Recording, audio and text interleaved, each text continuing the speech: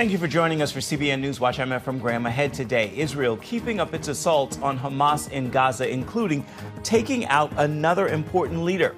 And a new report is detailing the horrors of the terrorist attacks on October 7th. All of this as U.S. Islamist Houthi rebels are still launching missile attacks on Israel. We're going to bring you the reaction from Jerusalem. A shocking report from Washington. A journalist was accidentally included in a group chat about U.S. military plans for those strikes on those Houthi rebels. And the ongoing legal battle over the Trump administration's attempt to deport what they call illegal criminal immigrants. All those stories and more right now on CBN NewsWatch. This is CBN NewsWatch. Lots to get to this Tuesday. Let's begin in the Middle East, where Israel is still facing missile attacks from the Houthi rebels in Yemen while keeping up its assault on Hamas in Gaza, as the terrorist group continues to use the hostages for propaganda purposes. CBN Middle East Bureau Chief Chris Mitchell brings us the story. He reports from Jerusalem. Sirens wailed throughout south and central Israel as another Houthi missile sent people into bomb shelters. Israel successfully intercepted the missile. To stop those missiles, the U.S. is continuing its daily campaign to eliminate the threat by the Houthis against Israel and global shipping in the Red Sea. The U.S. says a key Houthi leader has been eliminated. In Gaza, Israel's ground operation is widening. The IDF also eliminated a major Hamas leader. Israel also destroyed more than 100 white pickup trucks throughout Gaza.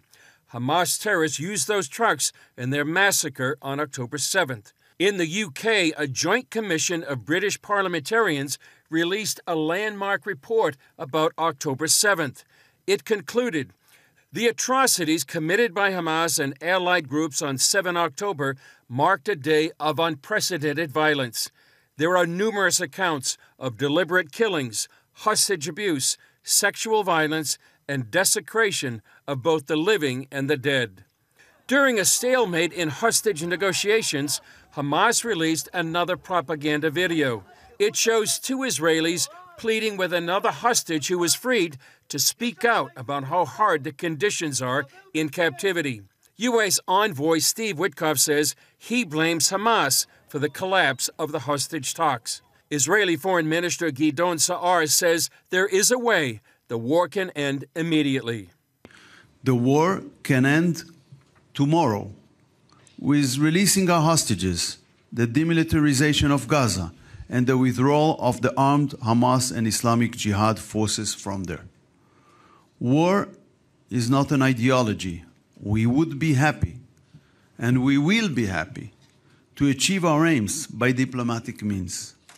But if that is not possible, we have no choice but continuing our military efforts. And Chris Mitchell continues our coverage now. So, Chris, how much progress has Israel made against Hamas? Well, substantial progress in the last couple of weeks, Ephraim, since the hostage deal was over. And then Benjamin Netanyahu made the decision and the policy that negotiations would go on under fire. So we have operations in the north and the south, around Rafah on the southern border between Gaza and Egypt. The Sinai Peninsula is Rafah, and that's a major focal point. There are several remaining Hamas battalions there, and it seems to be a full-scale operation. Some believe Rafah may be Hamas's last strongholds. In the meantime, airstrikes continue, and also eliminating a number of Hamas leaders there in the Gaza Strip. We also understand that maybe there in Rafah there could be a number of the hostages. In addition, the strategic Netzarim corridor has been taken over by the IDF. And looming over this, Ephraim, is the possibility that Egypt may be willing to take 500,000 Palestinians there in Gaza into the Sinai. We do know, and we've seen video, Ephraim, recently of many Gazans who would simply like to leave Gaza and start a new life somewhere else. Chris, we know there's a new report from a British report about the October 7th attacks. What have we learned there? Well, it's a meticulous report, Ephraim, and it documents exactly what happened in great detail on October 7th. So it's really comprehensive. One of the reasons behind the report is that they want to combat the denial of what happened on October 7th. And they make the point that it really took a number of years for Holocaust denial to take root, but it really took literally hours before people were denying what happened on October 7th. They were saying it was fabricated. Some people saying it was AI generated. We had an experience, Ephraim, down there on the border at one of the kibbutzim called Kfar Aza, and we saw for ourselves exactly what happened. And we talked to one of the IDF officers that led not only us on a tour of that kibbutzim that was literally devastated on October 7th, but many leaders from around the world, influencers, people in the media, people in sometime in entertainment, just to make sure that they could see for themselves exactly what happened. So that's a big part of the reason behind this report in the UK Parliament, and why they want to make sure that people understand, not only now, but for years to come, exactly what happened on October 7th. Let's turn now to these Houthi missiles to Israel. How serious a threat are they? Well, they are dangerous, and people don't take them lightly. But on the other hand, they're not a strategic danger. It does send people like yours truly into bomb shelters potentially, both in usually in central and southern Israel. It has an emotional impact. It has a psychological impact. But more importantly, has a major impact on what's happening in the Red Sea. The 12% of global trade goes through the Red Sea, through the Suez Canal. It has a major impact on Egypt. They're losing billions of dollars in revenue by what's happening here. And so many of these ships are rerouting around Africa. It does have an impact on the global economy, maybe $250 billion and counting in lost revenue. And then it they're attacking U.S. vessels there as well. But it does have certainly an impact here in Israel and in the wider region as well. A key member of the Israeli government is coming to the U.S. What can you tell us about that?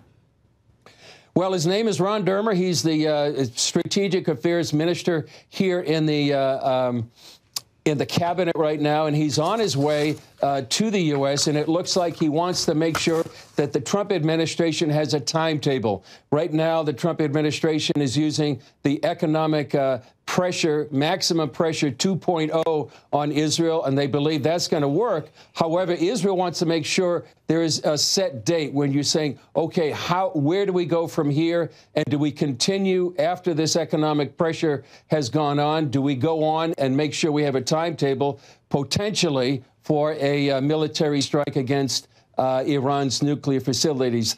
Israel just doesn't want this to go on ad infinitum, and they want to make sure there's some sort of a timetable set about Iran's nuclear program. Before we let you go, can you give us a preview of what's ahead on Jerusalem Dateline this evening? Yeah, we're going to have some more updates for what's happening here in the region. We also have a story by Dale Hurd about anti-Semitism in Australia.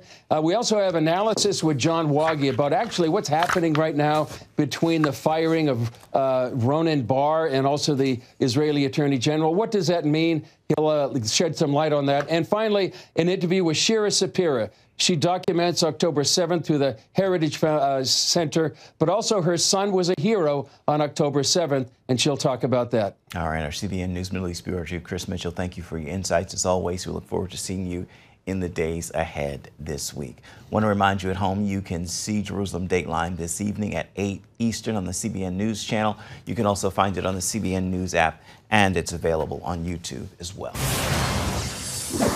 Coming up, a major national security leak involving the Houthi rebels as a journalist was accidentally included in a group chat on military plans for the U.S. attack on those Houthis. We're going to have that story for you and more when we come back. You are watching CBN NewsWatch.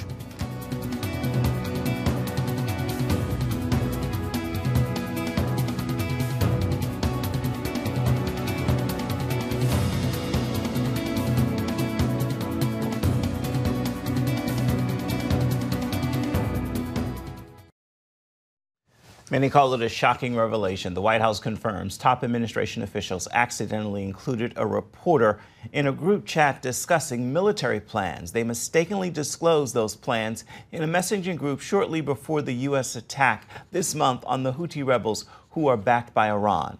And it is causing concerns about national security. Senior Washington correspondent Tara Mergener explains. The White House said Vice President J.D. Vance and key members of President Trump's national security team discussed those highly sensitive military plans through the messaging app Signal. Also on that thread, a journalist. Jeffrey Goldberg, an editor at The Atlantic magazine, wrote Monday that he was mistakenly added to the text chat on the commercial messaging app by Michael Waltz, the national security advisor, allowing him to follow the conversation in the 2 days leading up to the strikes in Yemen. At 11:44 a.m., I receive a text in this chain from someone who claims to be Pete Hegseth, who provides what I would only call a war plan. I sort of wait with my phone to see if this is a real thing. Sure enough, around 1:50 Eastern time, I see that Yemen is under attack. A spokesman for the White House Security Council said the thread appears to be authentic and officials are reviewing the matter. Nobody was texting war plans, and that's all I have to say about that. The text chain also included VP Vance, Defense Secretary Pete Hegseth, Secretary of State Marco Rubio, CIA Director John Ratcliffe, and Director of National Intelligence Tulsi Gabbard. The text included an exchange between Vice President Vance and Hegseth, Vance criticizing the attacks because he felt it sent the wrong signal to Europe, who he believes should be picking up more of the military burden. Hegseth backed the plan, but expressed disgust over what he called European freeloading. Goldberg withheld some screenshots in his reporting, saying they could further risk national security, and that Hegseth shared operational details of forthcoming strikes, weapons deployments, and attack sequencing. I'm not going to characterize what happened. Clearly, I think the administration has acknowledged it was a mistake, and they'll tighten up and make sure it doesn't happen again. While some lawmakers are calling for a full investigation, others question the significance of the breach. This is gross negligence on steroids. Do they realize that Russia and China have targeted Signal to try to break in? Somebody made a mistake, and it happens. President Trump denied any knowledge of the incident, suggesting the attack was still successful. Well, it couldn't have been very effective because the attack was very effective. I can tell you that. I don't know anything about it. You're telling me about it for the first time. This morning, calls reportedly are growing for Mike Waltz to be forced out. Later today, National Intelligence Director Tulsi Gabbard and CIA Director John Ratcliffe can expect tough questions in a hearing before the Senate Intelligence Committee. In Washington, Tara Mergener, CBN News. Turning now to the latest in the battle between the Trump administration and a federal judge. A 3-member appeals court heard arguments Monday in the high-profile deportation suit involving Venezuelan nationals. The Trump administration is invoking a state secret privilege and refusing to provide any additional information. CBN's Caitlin Burke is on this story. Citing the Alien Enemies Act, an 18th century wartime law, the Trump administration recently deported hundreds of alleged Venezuelan gang members to El Salvador. As the planes made the trip, a federal judge ruled against the move. Still, the administration continued on with deportations, setting up this latest showdown. What was done by the Trump administration was exactly in accordance with federal law, again, enacted by Congress and signed by the president. We're not making this up. We're enforcing laws around the bars. Judge James Boasberg ruled the Venezuelans deserved a court hearing before their deportations to determine whether they belong to the violent Tren de Aragua gang. He's warned the Trump administration of consequences if evidence shows officials deliberately disobeyed his order. Trump and certain cabinet members now ramping up attacks, calling for Judge Boasberg to be impeached or disbarred. This is an out-of-control judge, a federal judge trying to control our entire foreign policy, and he cannot do it. The Trump administration wants Boasberg's order reversed. The 3 appellate judges seem divided after Monday's hearing, with one appearing open to the administration's argument, another remaining silent, and a third says alleged Nazis in the U.S. during World War II were treated better than the Venezuelan immigrants. People weren't given notice. They weren't told where they were going. Those people on those planes on that Saturday had no opportunity to file habeas or any type of action to challenge the removal. They say a judgment will be issued in the coming days, but Bondi believes the Supreme Court will likely get the case. The Alien Enemies Act applies today really more than ever. You know, old law is often the best law if you think about how the laws that have been on the books for a very long time.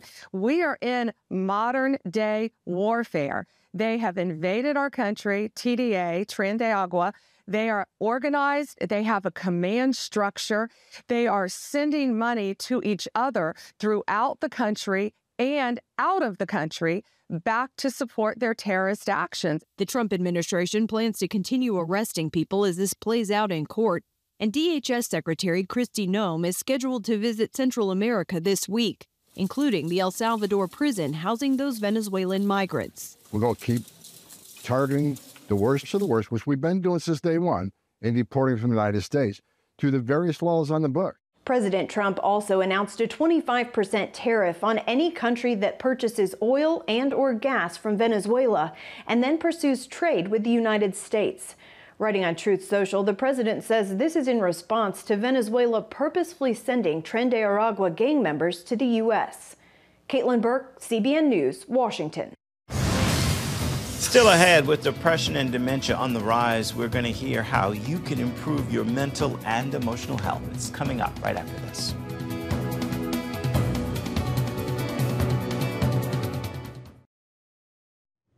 We've been sharing with you the troubling increase in mental health problems in this country, from depression to dementia. On this week's episode of Healthy Living, you're going to meet a psychiatrist who recommends a number of ways to improve your health, such as more in-person connection with others and a better diet. Take a look. I prescribe a lot of different medications, and those are very helpful and work for lots of people. But we know there's more of that. If I treat your depression with an antidepressant and you're feeling better, less tearful, happier, more engaged, more confident, we know, though, you've got to take those attributes, that kind of mental health, and do some things with it. Things like connection, things like working on your sense of engagement, things like making sure and keeping to take care of your sleep hygiene and nutrition. And these are what I call the tenets of building mental fitness. And with these tenets, the idea is to kind of give people a bucket or a category, a place that, you know, if you're struggling a little bit, maybe with your mood or with anxiety or the clarity of your thinking, to be able to invest in a specific way, in the ways that I see working for my patients, that helps you take those steps you need to take to build mental fitness and to really have optimal mental health. One thing that I found really fascinating about your book was your emphasis on nutrition, specifically this idea of the gut microbiome and how connected it is to our mental health, the way we feel, our moods, but also the way we think. Talk a little bit more about this importance of fortifying our gut microbiome, and how do we do that? Well, Lori, thanks so much for asking about that. So nutritional psychiatry, which is how food affects our mood and our brain health, is really what a lot of people know me for. My last book, Eat to Beat Depression and Anxiety, focused on this fascinating new area of science, nutritional psychiatry, how we eat, and how it affects our mental health. And so the gut microbiome are all the collections of organisms in our gut. We talk mostly about the bacteria. And a way for everyone listening to think about this is not just kind of weird bacteria down there. Think about it as genetic information. For example, your genes, you don't have the ability to make vitamin B12, but the organisms in your gut do. And so there are all kinds of fascinating new studies, new research really showing how the gut, which is the largest part of our immune system, the gut really is involved in regulating inflammation. And we know inflammation is such a buzzword in health these days. Inflammation is very involved in mental health, particularly anxiety and depression.